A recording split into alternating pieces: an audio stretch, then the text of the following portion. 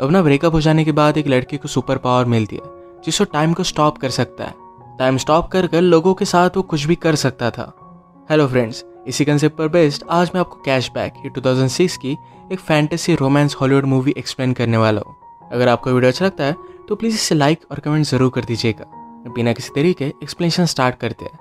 Movie start होते ही हम हमारे मेन कैरेक्टर बेन का ब्रेकअप देख सकते हैं। जिस लड़की से उसका ब्रेकअप हो रहा था, सूजी, ये उसकी फर्स्ट गर्लफ्रेंड थी। उसके साथ बिताए हर पल उसे याद आ रहे थे। वो वंडर करता है कि उसका ब्रेकअप हुआ कैसे। एक पल में तो एक साथ थे, एक दूसरे को आई लव यू बोल रहे थे, और नेक्स्ट वीक सूजी किसी और के साथ थी तो शायद उसको भी आई लव यू बोल रही होगी, पर इसका कोई भी मीनिंग नहीं है।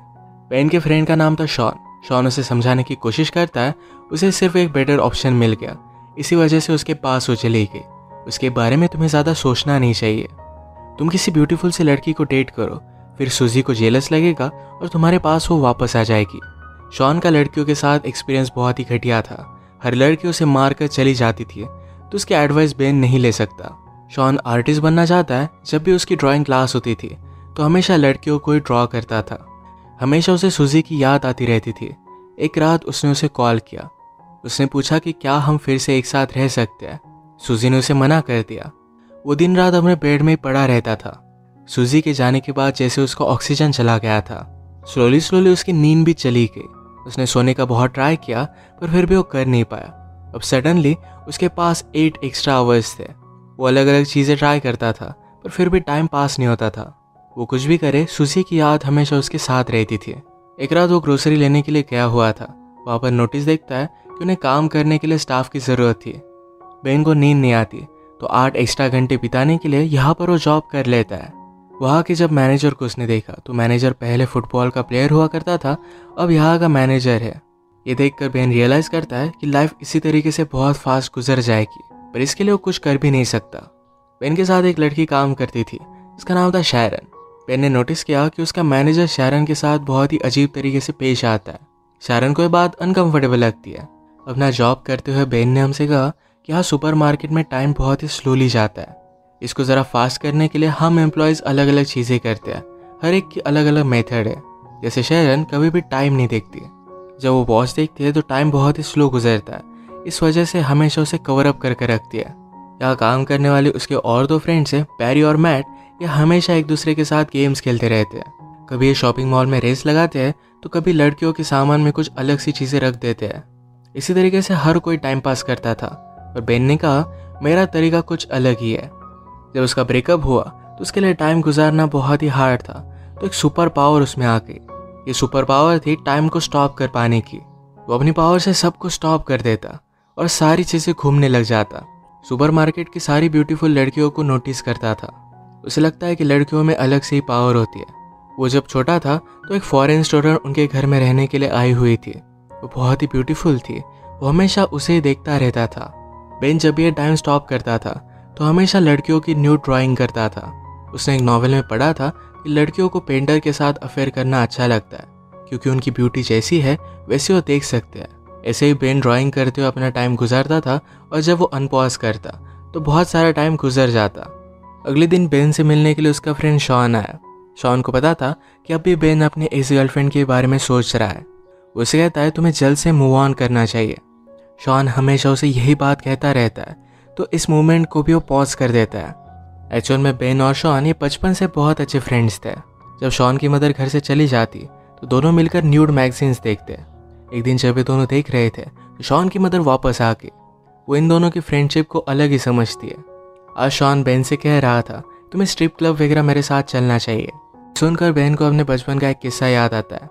उनकी स्टेज पर एक लड़की थी जो पैसों के लिए न्यूड होती थी। ये सारे फ्रेंड्स लाइन लगाकर उसे मिलने के लिए जाते थे। इसके बाद हम देखते हैं अगले दिन बेन और शैरन की नज़रों से नज़रें मिली थी। लॉकर रूम में शैरन को ज़रा भूख लगी थी तो बेन का सैंडविच मांग लेती है। सैंडविच का पिकल शैरन के गाल पर लग गया था। जैसे कि बॉलीवुड मूवीज़ में होता है वैसे एक रोमांटिक सा इनका मूवमेंट हुआ। ये मूवमेंट बेन जाने नहीं देना चाहता था, इसे फ्रीज कर रखना चाहता था, पर शैरन चली गई। वो कुछ भी कर नहीं पाया। उसे अच्छा लग रहा था कि सूजी से मूव ऑन कर अब वो शैरन को लाइक करने लग गया है। तभी उसके फ्रेंड ये डिस्कस कर रहे थे। मैट कहता है आज मैंने शैरन को डेट के लिए पूछा। मैट इसके लिए बहुत ही एक्साइटेड था, पर बेन को बहुत बुरा लगता है। बेन हमसे कहता है हमेशा मेरे साथ ऐसी चीज़ें होती रहती है, तो जिसको भी लाइक करता है उससे दूर चले जाते हैं। वो जब छोटा था तो अपनी टीचर को लाइक करता था, पर टीचर के साथ कुछ भी हो नहीं सकता। उसकी और एक क्लासमेट थी जिसको बहुत लाइक करता था। एक दिन उस लड़की का एक्सीडेंट हो गया। उसके प्लास्टर पर हर कोई ग्राफिटी बनाता था। बेन हमेशा उसे देखता रहता, तो उस लड़की ने उसे अप्रोच किया। बेन ने भी अपनी सिग्नेचर उस प्लास्टर पर बनाई। जब उस लड़की का प्लास्टर निकला तो उसका पूरा हाथ हेयर से भर गया था। सब लोग उसे चिढ़ाने लग गए। वो अकेली पड़ गई थी, तो बेन उसके पास आकर बैठा, कहा कि तुम जैसी हो वैसे ही ब्यूटीफुल हो। इसके बाद एक गर्लफ्रेंड बॉयफ्रेंड बन गए थे। एक दिन बेन ने उसे स्कूल के पीछे बुलाया, उसके पास आई और पूछती है क्या तुम मुझे किस करना चाहते हो। बेन कहता है कि हाँ, पर कल तुम मुझे यहाँ मिलना। कल स्कूल में कोई भी नहीं होता। कल हॉलीडे था तो उन्हें कोई भी डिस्टर्ब नहीं करता। अगले दिन बेन ने उसका बहुत वेट किया, पर वो आई ही नहीं। बाद में उसे पता चला कि उस लड़की का ट्रांसफ़र हो गया है। फिर इसे हम प्रेजेंट में देखते हैं कि बेन और शॉन बात कर रहे थे। बेन ने शारन के बारे में शॉन को बताया, पर वो ये भी कहता है मैट और शारन आज मूवी देखने के लिए जाने वाले हैं। शॉन ने कहा कि वो सिर्फ एज अ फ्रेंड्स मूवी देखने के लिए जा रहे होंगे, उनके बीच में कुछ है ऐसा कंपल्सरी नहीं। पर जब नेक्स्ट डे बेन काम पर जाता है तो मैट अपने फ्रेंड से शारन के बारे में बात कर रहा था। वो बता रहा था कि वो और शारन कल रात इंटीमेट हुए।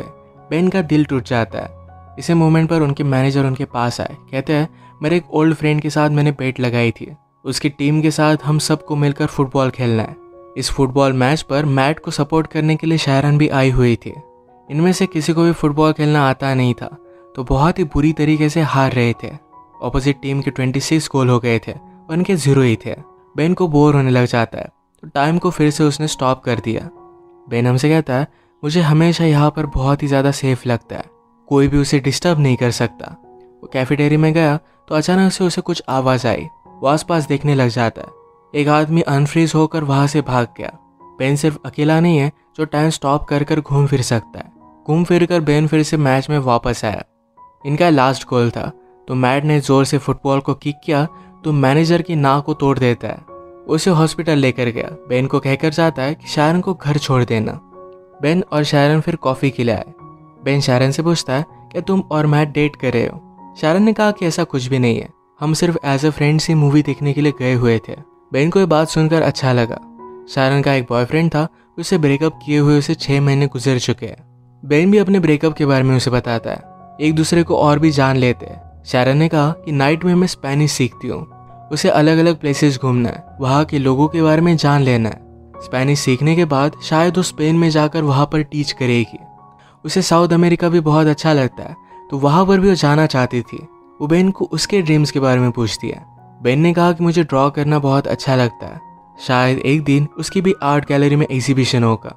शारन ने कहा कि मैं हमेशा एक आर्टिस्ट से मिलना चाहती थी, वो वर्ल्ड की किसी भी चीज़ में ब्यूटी देख सकते हैं। ये बात शारन को बेन की बहुत अच्छी लगी। बेन ने शारन को घर पर छोड़ दिया। ये दोनों किस करने वाले थे, पर ये सही से हो नहीं पाई।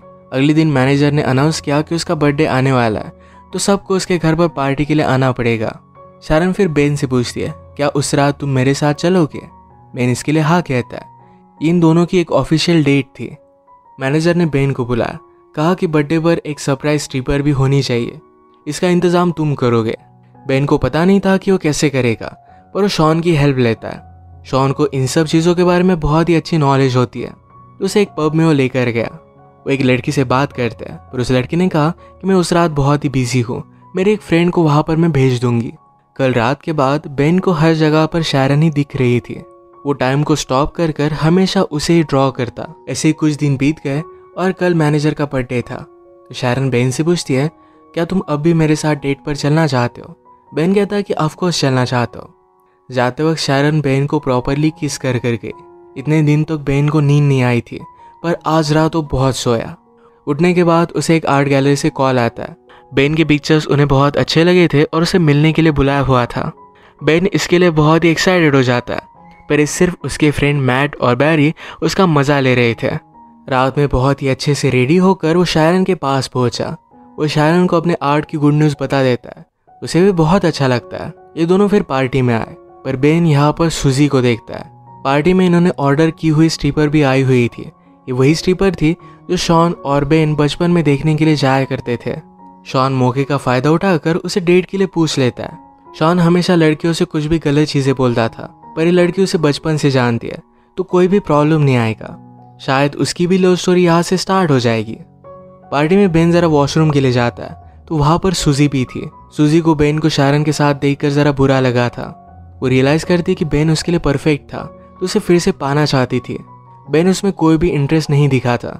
इसी के पैरेलल में हम देख सकते हैं मैनेजर शारन से बात करने लग गया। वो उसे हरास करने लग जाता है तो शारन इस पर गुस्सा होके और यहाँ से निकलने लग गई। उसने जब ऊपर बेन और सूजी को देखा तो उसी मोमेंट पर सूजी बेन को किस कर रही थी। अगली मोमेंट पर बेन ने उसे झटक दिया था पर शारन ने देखा नहीं। वो गुस्से में यहाँ से चली गई। बेन रियलाइज करता है कि शारन को क्या लगा होगा। उसने टाइम को स्टॉप कर दिया, सोचा कि वो शारन को क्या बताएगा, पर कुछ भी वो सोच नहीं पाता। ऐसे उसने 2 दिन तक टाइम को स्टॉप करके रखा था। अनपॉज करने के बाद भी वो शारन को मना नहीं पाता। उसे मिलने के लिए गया पर शारन उसकी कुछ भी बात नहीं सुनती। उसे फिर से नींद आना बंद हो जाता है। जैसे हमने पहले देखा था कि बेन के फ्रेंड्स ने उसे प्रैंक कॉल कर एक आर्ट गैलरी में मिलने के लिए बुलाया हुआ है। तो बेन एक्चुअल में अपना सब आर्ट लेकर उस आर्ट गैलरी में चला जाता है। वहाँ के एजेंट से उसने बात की तो उसकी कोई भी अपॉइंटमेंट नहीं थी, पर एजेंट उसकी ड्राइंग देख लेता है। उसे ड्राइंग्स बहुत ही पसंद आई। वो बेन को अपॉर्चुनिटी देते हैं और अब उसका एक आर्ट शो होने वाला था। इसका इनविटेशन बेन शारन को देकर आता है। इस एग्जीबिशन ने शारन की बेन ने जो भी ड्राइंग्स बनाई थी सिर्फ यही लगाई हुई थी। ये सब कुछ बहुत ही ब्यूटीफुल था। बेन से एक आर्ट के एजेंट बात करने लगे। कहती है मुझे तुम्हारी ड्राइंग्स बहुत ही पसंद आई। वो न्यूयॉर्क से थी तो उसे बहुत बड़ी अपॉर्चुनिटी दे सकती थी। बात करते हुए बेन ने नोटिस किया कि शारन भी ये शो देखने के लिए आई हुई है। ये आर्ट एजेंट उसे पूछ रही थी कि फ्यूचर में तुम क्या करना चाहोगे। बेन कहता है कि मुझे साउथ अमेरिका में जाकर ट्रैवल कर ड्राइंग करनी है। एक्चुअल में शारन का ड्रीम था तो उसे साउथ अमेरिका में ट्रैवल करना है, तो बेन भी उसी के साथ ट्रैवल कर ड्रॉ करना चाहता था। शारन उसकी सारी ड्राइंग्स देखकर बेन को माफ़ कर देती है। बेन फिर से उसे सॉरी कहता है, पर शारन ने कहा कि पेंटिंग्स देखकर मैं सब कुछ समझ गई हूँ। बेन ने पूछा कि क्या तुम मुझ पर ट्रस्ट करती हो। शारन ने कहा कि हाँ करती हूँ। शारन को उसने आँख बंद करने के लिए कहा। उसे किस करता है और उसी मोमेंट पर उसने टाइम को स्टॉप कर दिया। अब जब टाइम स्टॉप हो गया था तो बेन के साथ शारन भी आसपास घूम सकती थी। बाहर स्नो गिर रहा था तो शारन को बेन बाहर लेकर आया। इसी में वो किस करते हैं और इसी के साथ इनकी लव स्टोरी स्टार्ट हुई। बेन हमसे कहता है लाइफ में बहुत सारे मोमेंट्स होते हैं जो ऐसे ही चले जाते हैं, पर अगर आपको लाइफ की ब्यूटी को अप्रिशिएट करना है, किसी के प्यार में पड़ना है, तो एक बार ज़रा रुक जाओ, इस मोमेंट को अप्रिशिएट करो, कभी भी उन्हें जाने मत दो। इसे एक ब्यूटीफुल मैसेज के साथ ही मूवी एंड हो जाती है। अगर आपको वीडियो अच्छा लगा तो प्लीज़ इसे लाइक कर दीजिएगा। बहुत सारी मूवीज़ लेकर आते रहता हो तो प्लीज़ इस चैनल को सब्सक्राइब कर दीजिए और बेल नोटिफिकेशन आइकॉन दबाना मत भूलिएगा। हम फिर से मिलेंगे और एक नई मूवी के साथ। तब तक के लिए थैंक यू और आप अपने आप का ख्याल रखिए।